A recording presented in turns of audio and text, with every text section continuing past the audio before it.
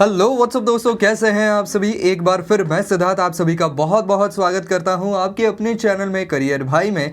दोस्तों, आज हम बात करने वाले हैं कि किस तरीके से आप आपके रेज्यूमे को जो है वो पहले 5 सेकंड के अंदर जो है वो रिक्रूटर की नज़र में ला सकते हैं।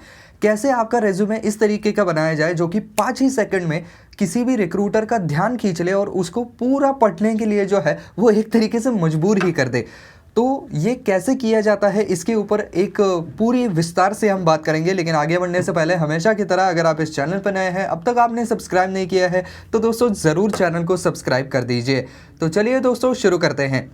तो दोस्तों यहाँ पर सबसे पहली बात तो मैं आपको यही बताना चाहूँगा कि ये 5 सेकंड जो है वो आपको इंट्रीग करने के लिए ही इस्तेमाल करने हैं। आपको रेज्यूमे के अंदर कुछ ऐसी चीज़ें डालनी है जिससे कि आदमी इंट्रीग हो सके और ज़्यादा इंटरेस्टेड हो सके आपका पूरा रेज्यूमे पढ़ने के लिए। फॉर एग्ज़ाम्पल, आपने ये वीडियो चालू किया हुआ है तो हो सकता है कि मेरे कुछ पहले के सब्सक्राइबर्स हो जो ये सोचते हो कि अरे यार, करियर भाई का नया वीडियो आया है, सिद्धार्थ ने नया वीडियो डाला है, तो चलिए देख लेते हैं। लेकिन आप में से कई लोग ऐसे होंगे जो कि मुझे जानते तक नहीं है, जो कि मेरे चैनल के बारे में भी नहीं जानते हैं, लेकिन मेरी थंबनेल आपने देख ली कि भाई 5 सेकंड में अपने रेज्यूमे को कैसे रिक्रूटर के सामने लाया जाए, या मेरा टाइटल आपने पढ़ा होगा कि कैसे 5 सेकंड में यहाँ पर रिक्रूटर को आपको इम्प्रेस करना है अपने रेज्यूमे के साथ में। तो मैंने क्या किया है कि आपको इंट्रीग किया है जिसकी वजह से आपने ये वीडियो क्लिक किया हुआ है। तो यही चीज़ आपको आपके रेज्यूमे में करनी है। कैसे? तो रेज्यूमे के सबसे ऊपर आपको आपका नाम क्लियरली लिखना है। उसके नीचे में भी आप आपका पूरा एड्रेस लिखेंगे, क्योंकि आपका नाम क्या है और आप कहाँ से हैं ये जानना रिक्रूटर के लिए बहुत ज़्यादा ज़रूरी है। उसके नीचे आपका जो पहला पैराग्राफ होगा, जो फर्स्ट हाफ होगा आपके रेज्यूमे के पेज का, वो बहुत ही ज़्यादा इम्पॉर्टेंट है। इसके अंदर जो है वो आप जितना ज़्यादा वैल्यू भरेंगे, यानी कि आपने कौन से कंपनीज़ में काम किया हुआ है, भले ही उसकी पोजीशंस आप नीचे नीचे लिखें, लेकिन कौन से कंपनीज़ में काम किया है और कितने सालों का टोटल एक्सपीरियंस आपके पास है, ये बहुत ज़्यादा इम्पॉर्टेंट बात है। अब ये जो चीज़ें मैं बता रहा हूँ ये एक एक्सपीरियंस जो व्यक्ति होता है जो जॉब ढूंढने के लिए जा रहा है उसके लिए मैं बता रहा हूँ।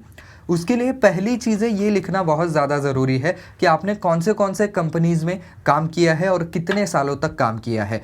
उसके बाद रिक्रूटर्स जाते हैं नीचे और लेफ़्ट कॉलम देखने लगते हैं, जिसके अंदर आपने कौन से पोस्ट पे काम किया है, आपका स्पेशल कोई प्रोजेक्ट्स कौन से रहे हैं, इसके बारे में आप वहाँ पर लिखते हैं। तो वो लेफ़्ट कॉलम जो है वो पढ़ना शुरू करते हैं। उसके अंदर आपने कौन सी पोजीशंस पे काम किया हुआ है वो सब कुछ देखा जाता है।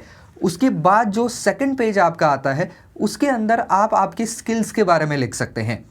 अब क्या है कि क्यों मैंने स्किल्स को सबसे ऊपर नहीं रखा है, क्योंकि कई लोग क्या करते हैं कि बहुत ज़्यादा जेनेरिक और बहुत ज़्यादा क्लीशेड स्किल्स लिखते हैं, जैसे कि I am hard working, I have great attention to detail, I am a team player, I am punctual. तो ऐसी सारी जेनेरिक चीज़ें जो हैं वो अगर आप टॉप में लिखेंगे, recruiter is very least interested in that, क्योंकि ये चीज़ें जो है वो लगभग दिन में 100 रेज्यूमे देखता होगा, तो ये चीज़ें वो कम से कम उनमें से 95 रेज्यूमेज में देखता है कि हाँ मैं बहुत ज़्यादा पंक्चुअल हूँ, मैं अटेंशन टू डिटेल देता हूँ, ब्ला ब्ला ब्ला।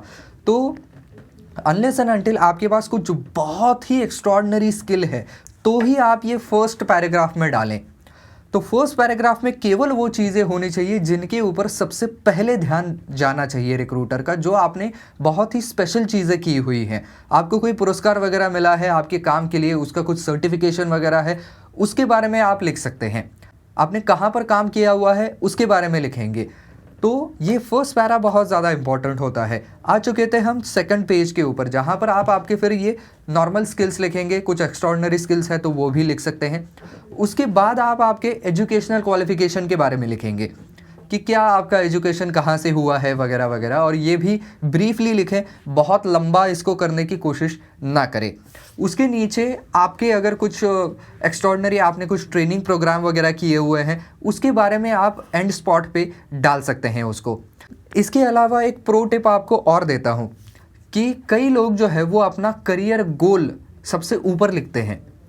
ज़रूरत नहीं है, क्योंकि यहाँ पर जो है वो आपका रिक्रूटर असर्टिव स्टेटमेंट्स ज़्यादा पढ़ना चाहता है। वो ये देखना चाहता है कि आप कंपनी को क्या देना चाहते हैं, आप आपके करियर में क्या करना चाहते हैं, आपका क्या गोल है, ये उसको पहले नहीं पढ़ना है। ये आप बाद में भी डाल सकते हैं। आप क्या कंपनी को दे सकते हैं कि भाई मेरे पास ये स्किल है, ये स्पेशल स्किल मेरे पास है, मैंने यहाँ पे काम किया हुआ है, मैंने इस पोजीशन पे काम किया हुआ है, इसकी वजह से मैं इस पोजीशन के लिए स्ट्रॉन्ग कैंडिडेट बनता हूँ, ये उनको सबसे पहले देखना है। तो आपने यहाँ पर एजुकेशन डाल दिया, उसके बाद जो भी कुछ सर्टिफिकेशन वगैरह है उसके बारे में डाल दिया। उसके बाद आप आपके करियर गोल के बारे में डाल सकते हैं। उसके बाद जो भी हॉबीज़ वगैरह आप लिखना चाहें तो लिख सकते हैं, और उसके बाद आपका रेज्यूमे ख़त्म हो जाएगा। और एक प्रो टिप इसके अंदर ये है कि रेज्यूमे जो है वो मैक्सिमम 2 पन्ने से ज़्यादा नहीं होना चाहिए, क्योंकि जैसे ही आपका रेज्यूमे 2 पन्ने से ज़्यादा गया, कोई तीसरा पन्ना पढ़ने की जहमत ही नहीं उठाता है। तो पहले 2 पन्नों में ही आपको जो इन्फॉर्मेशन पैक करनी है वो करनी पड़ेगी। अब ये बात हो गई एक्सपीरियंस लोगों के बारे में। अगर आप कॉलेज फ्रेशर हैं तो पहले पैराग्राफ में क्या लिखिएगा? तो आप अगर कॉलेज फ्रेशर हैं तो सबसे पहले पैराग्राफ में आप आपके एजुकेशनल क्वालिफिकेशन के बारे में ही लिखेंगे, क्योंकि आपके पास एक्सपीरियंस और बाकी वैल्यूज़ के बारे में बोलने के लिए कुछ ज़्यादा है नहीं। सबसे पहले एजुकेशन के बारे में लिखें, उसके इमीडिएट नीचे जो है, जो आप यहाँ पर पॉइंटर्स डाल करके लिखते हैं, उसके अंदर जो है आपने कहीं पर इंटर्नशिप की हुई है, आपको कोई सर्टिफिकेशन मिला हुआ है, आपने कोई कोर्स किया हुआ है, उसके बारे में आप सबसे पहले लिख लीजिएगा, ताकि जो रिक्रूटर है वो ये समझ जाए कि इसका एजुकेशन जो है वो रेलेवेंट है और इसने कुछ ना कुछ यहाँ पर काम किया हुआ है। भले ही वो इंटर्नशिप हो, इसने इससे रिलेटेड कुछ और कोर्सेज किए हुए हैं, उसके सर्टिफिकेट्स आप देख सकते हैं। तो ये चीज़ें आपको फिर उसमें फर्स्ट डालनी पड़ेगी। उसके बाद फिर जो नॉर्मल चीज़ें आती हैं, आपकी जो स्किल्स वगैरह हैं वो आप डाल सकते हैं, जो कि नॉर्मल वाले स्किल्स हैं।